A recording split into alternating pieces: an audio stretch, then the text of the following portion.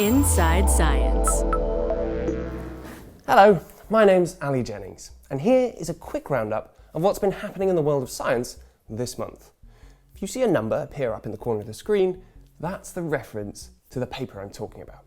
So, engineers at MIT have made the first ever successful flight of a solid-state plane. It's powered by an ion drive. What, I hear you ask, on Earth is an ion drive? Well, you see those metal wires along the wings? They are powerfully positively charged.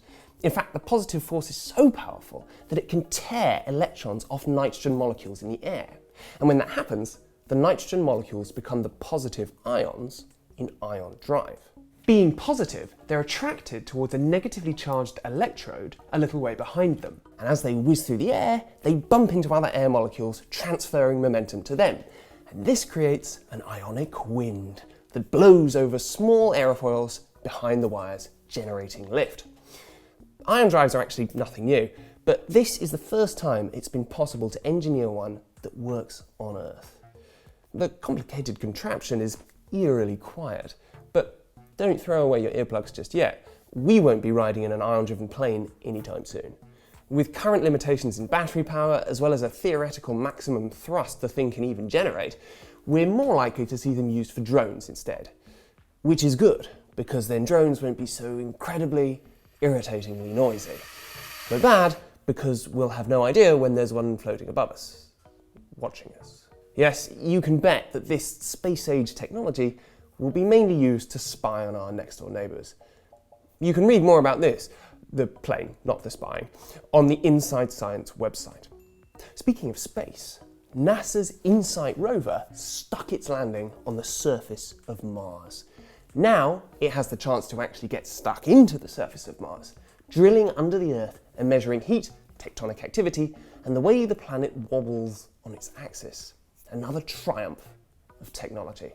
In fact, it's been a pretty potent month for inventions. If landing on Mars and reinventing the plane wasn't good enough for you, how about reinventing the toilet?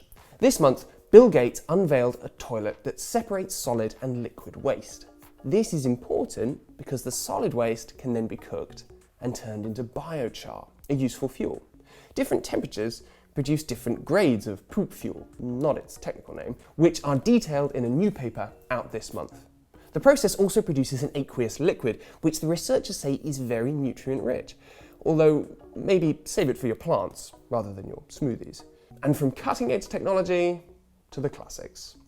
This has been the definition of a kilogram since 1889. A cylinder of platinum iridium sitting in a jar in an institute just outside Paris, France. But even the classics sometimes need updating. The problem with the kilogram is that if it gains even a couple of atoms, or loses them, then the standard scientific unit of a kilogram changes as well, which changes the weight of everything on Earth, because our measurements are all relative to that chunk of metal.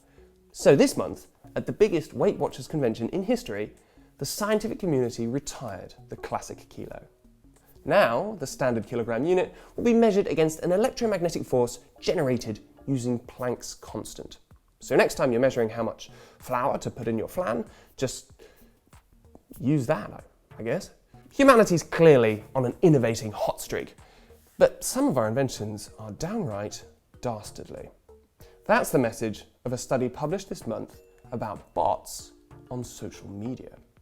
The researchers looked at Twitter activity during last year's referendum on Catalan independence in Spain. They concocted a system to distinguish automatic users, bots, from real people. They then showed how bots targeted real people who were hubs of Twitter activity and fed them inflammatory information to stir up social conflict.